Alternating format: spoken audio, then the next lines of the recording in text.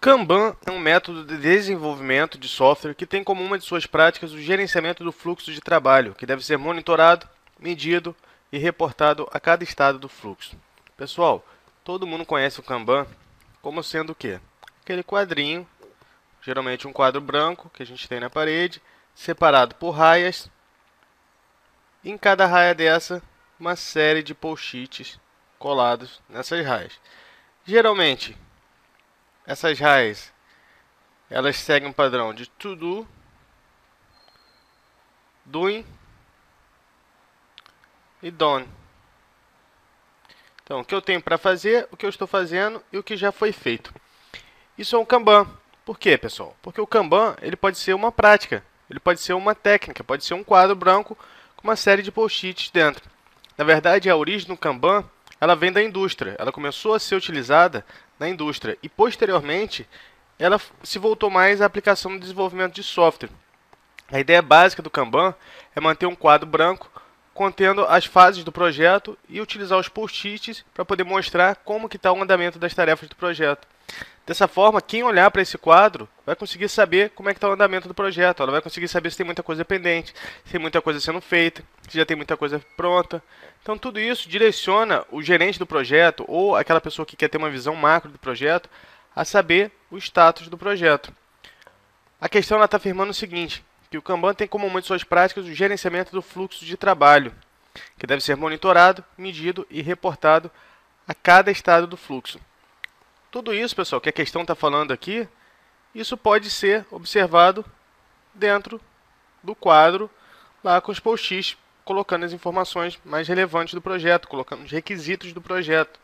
No caso das metodologias ágeis, elas colocam os requisitos do usuário dentro de histórias do usuário, e esses requisitos vão ser colados aqui dentro para serem uma referência para o time de desenvolvimento.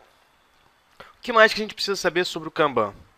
A gente precisa saber que o Kanban ele é uma técnica, assim como uma prototipação, por exemplo, e da mesma forma que a prototipação, lembra, pessoal, que prototipação ela é uma técnica onde se eu faço ali uma maquete, eu posso estar utilizando a prototipação. Mas a prototipação ela pode ser também um modelo de ciclo de vida, que tem por objetivo o quê?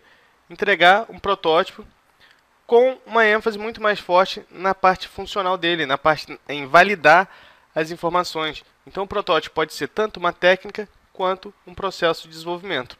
E o Kanban é a mesma coisa, pessoal. O Kanban ele pode ser um método de desenvolvimento ou pode ser uma técnica. Com o método de desenvolvimento, o que a gente precisa saber do Kanban é que ele não especifica o método de desenvolvimento corretamente. Na verdade, ele vai se adaptar a algum processo de desenvolvimento já existente. Mas ele pode ser utilizado como um método de desenvolvimento, sim. E a partir de agora a gente tem que saber, sempre que a gente observar alguma questão sobre o Kanban, tem que vir na nossa cabeça a informação de que o Kanban pode ser uma técnica ou pode ser um método de desenvolvimento, onde ele vai se adaptar ao processo de desenvolvimento em utilização.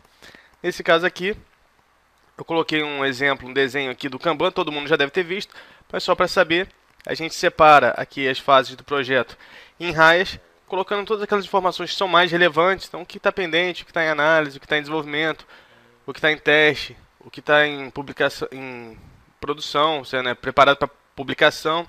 Então eu separo e coloco aqui as informações, os meus requisitos, e vou controlando o fluxo de trabalho desse meu requisito, vou monitorando, vou medindo e vou reportando cada estado do meu fluxo de trabalho. Então tudo isso que tem dentro dessa questão está corretíssimo, a questão é correta.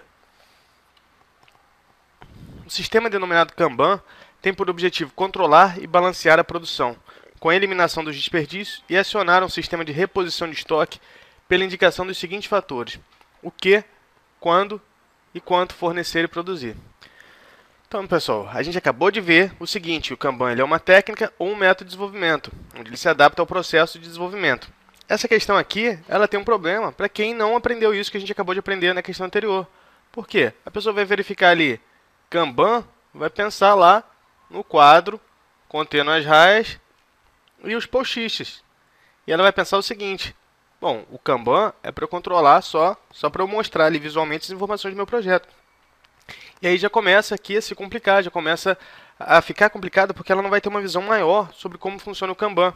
E aqui a gente está dizendo o seguinte, o sistema Kanban. Então já é algo maior do que um quadro branco contendo post-its. Ele tem por objetivo controlar e balancear a produção. Ele tem por objetivo a eliminação do desperdício. Ele tem por objetivo acionar um sistema de reposição de estoque, indicando o que, quando e quanto fornecer e produzir. O Kanban ele é muito utilizado, inclusive, pela área de administração, com o objetivo de fazer a verificação de estoque. Por que isso? Qual é o momento ideal do estoque de um supermercado, por exemplo? É eu ter lá itens e mais itens armazenados no meu estoque? Ou é eu ter um item só no meu estoque, um item na prateleira e aqui vários no estoque, ou um só na prateleira e um no estoque? Depende, pessoal. Isso aqui não tem uma resposta exata para isso. Depende do meu fluxo de venda, depende do quanto esse meu produto é vendido. Se ele é muito vendido, então eu tenho que ter uma quantidade no estoque que corresponda a essa demanda. Agora, se ele é pouco vendido, não faz sentido eu ficar ocupando espaço, estocando produtos, estocando itens aqui dentro, se esses itens não são tão vendidos quanto os demais. Então, essa resposta, ela procura ser auxiliada através do Kanban.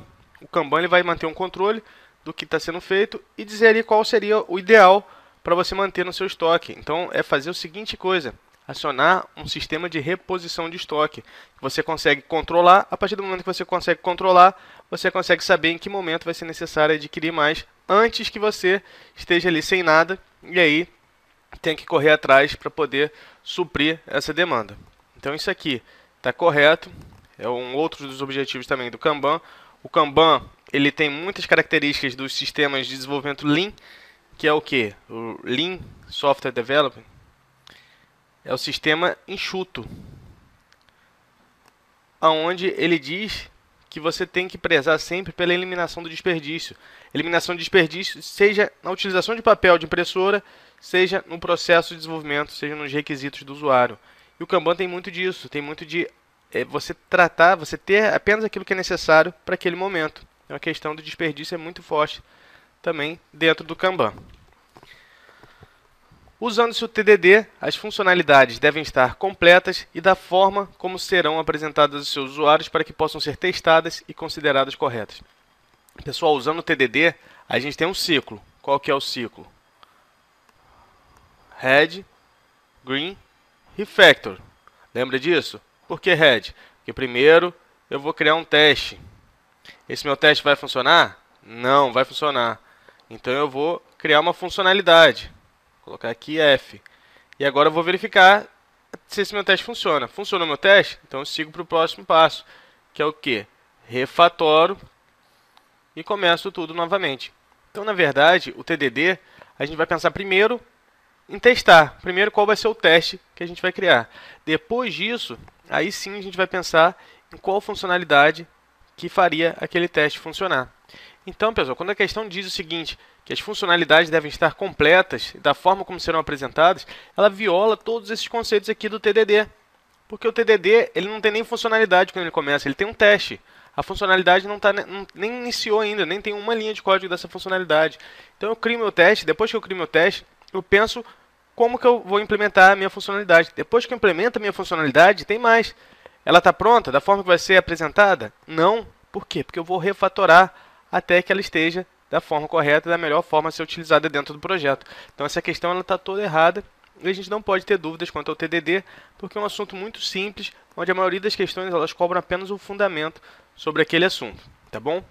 Vamos dar seguimento aqui no nosso curso. Scrum é um processo de desenvolvimento que tem como ponto de partida um conjunto de requisitos bem definidos. Mais uma vez, o que a gente precisa saber sobre métodos ágeis? Métodos ágeis utilizam como ponto de partida requisitos vagos e propensos a mudanças. Por que isso? Mais uma vez, vamos repetir aqui. Porque as metodologias ágeis elas têm por objetivo tratar mudanças. É garantir que se tiver algo a ser modificado, que isso vai ser feito.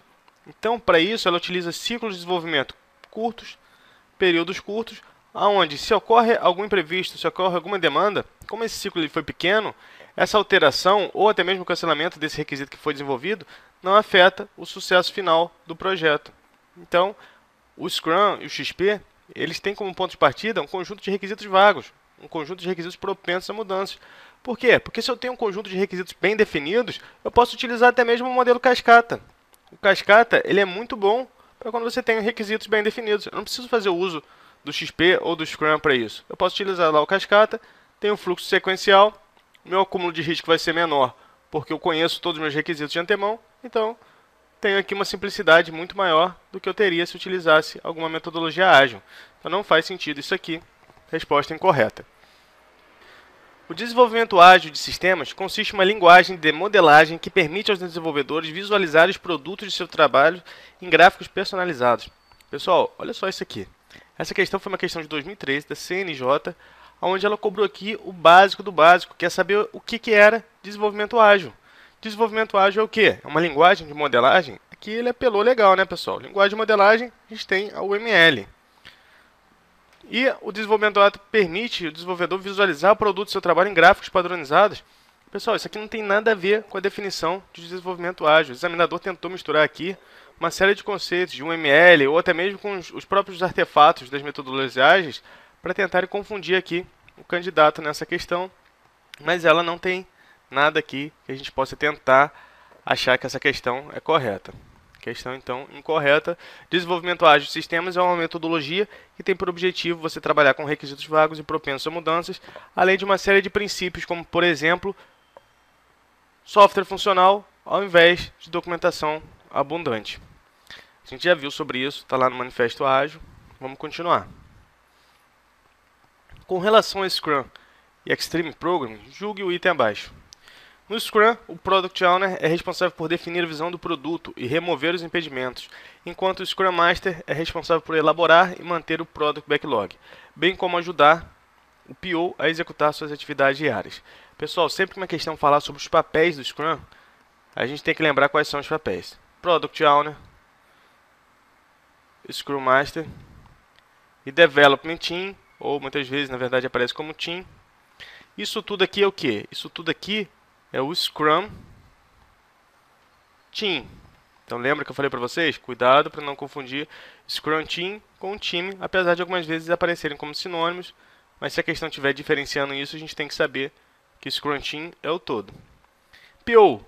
PO, o Product Owner, ele é o responsável por definir a visão do produto. Ele é responsável por definir os requisitos do projeto que está sendo desenvolvido. Ele é responsável por manter o Product Backlog atualizado.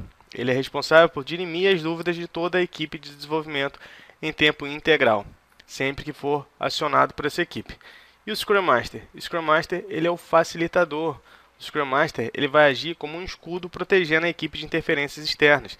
Ele vai agir de forma a buscar resolver os problemas para manter a equipe focada naquilo que é o objetivo dela, que é o desenvolvimento do software. E por último, o time, o Development Team. Qual é o objetivo do time? É ser um time coeso, multidisciplinar, auto-organizado, onde eu tenho por objetivo ali desenvolver os meus produtos, meus requisitos de software em forma de um sistema. A questão está dizendo que o PO é responsável por definir a visão do produto. Até aqui tudo bem. Só que ela diz também que ele remove os impedimentos. E a gente sabe que a responsabilidade de remover impedimentos é de uma pessoa só. De quem? Do Scrum Master. O Scrum Master é responsável por elaborar e manter o Product Backlog. E aí inverteu aqui. Quem é responsável por manter o Product Backlog? É o PO e ninguém mais. Então essa questão está incorreta também porque ela inverte os papéis do Scrum. De acordo com a metodologia Scrum, a constituição ideal da equipe de desenvolvimento para que o trabalho se mantenha ágil deve ser de menos de 3 pessoas.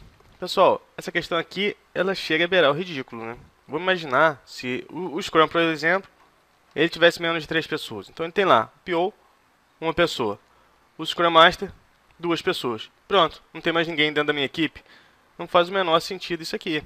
Geralmente o tamanho de uma equipe Scrum, ela varia de 4 a 12 pessoas, contando o PO, o Scrum Master e um membro do time, pelo menos. Ok? Errado, então, essa questão.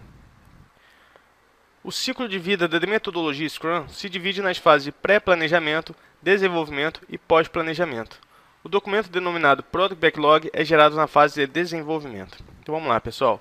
O que ele está falando aqui sobre o Scrum? Ele está dizendo que o Scrum é dividido em 3 fases. pré-planejamento,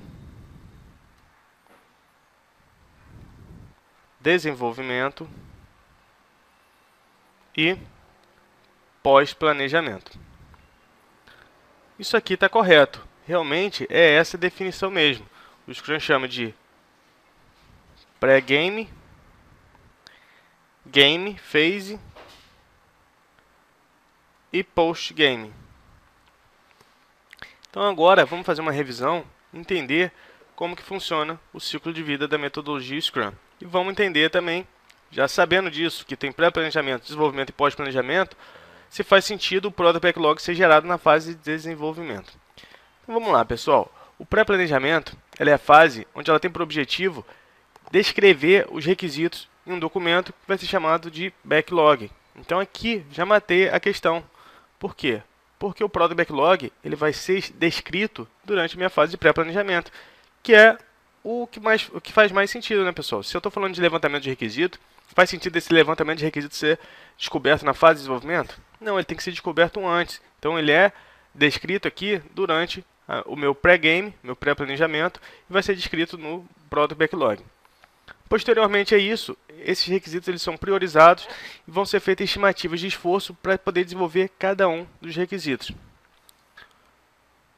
O planejamento desses requisitos ele vai incluir, entre outras atividades, a definição da equipe de desenvolvimento, qual vai ser a minha equipe, quem que vai trabalhar, quais são as ferramentas que vão ser utilizadas aqui dentro, quais são os possíveis riscos do projeto e se existe alguma necessidade de treinamento.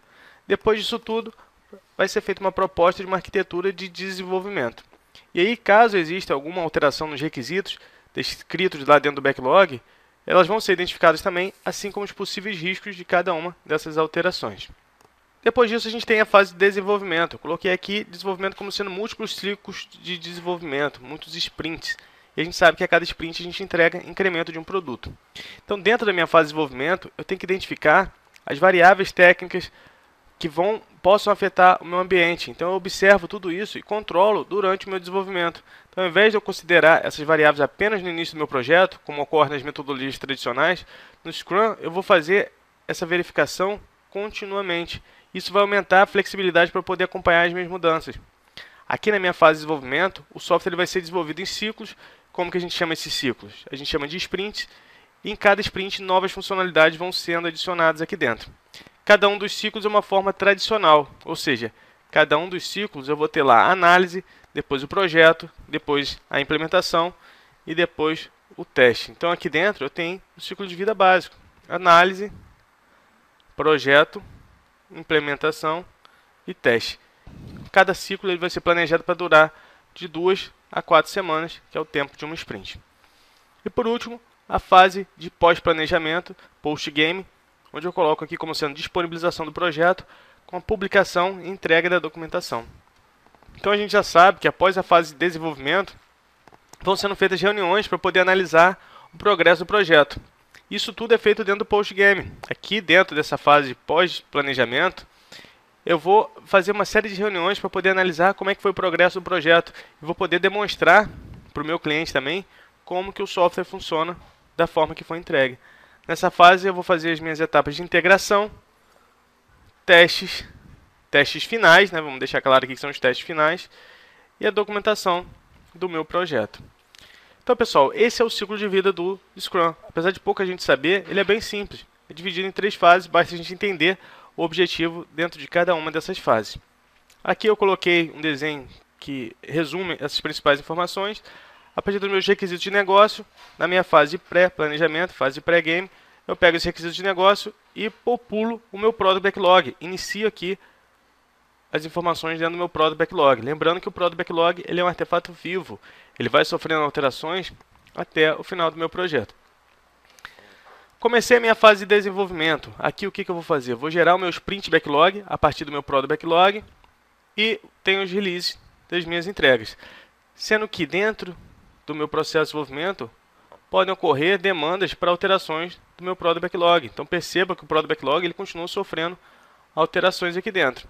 E aqui ele ainda separa o Sprint Backlog em Issue Backlog, que seriam a parte, se caso ocorreu algum problema, algo verificado que possa ser resolvido dentro dessa sprint, então ele vem aqui para dentro e volta para o Sprint Backlog. Aqui na minha fase de desenvolvimento, eu vou ter as entregas, que vão ser os finais dos meus sprints, e já tem também a documentação. Lembrando que a documentação ela pode ser o próprio software comentado. Depois disso eu tenho meu post-game, pós-planejamento, onde eu tenho minha entrega final, junto com a minha entrega final, meus testes finais e a minha documentação final sobre aquele projeto que está sendo desenvolvido.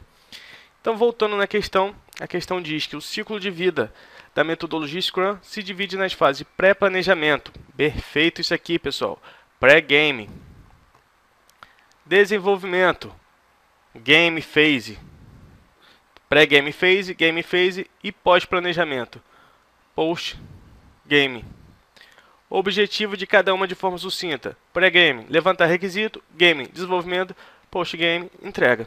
Bem simples desse jeito, pessoal. Assim como todas as metodologias ágeis, o próprio ciclo de desenvolvimento também é bem simples. Ele diz aqui que o documento denominado Product Backlog é gerado na fase de desenvolvimento. E a gente já viu que na fase de desenvolvimento eu vou fazer o quê? Eu vou gerar código, vou criar o meu sistema. Eu vou documentar e construir as minhas funcionalidades no formato de um software. Então está errado essa questão.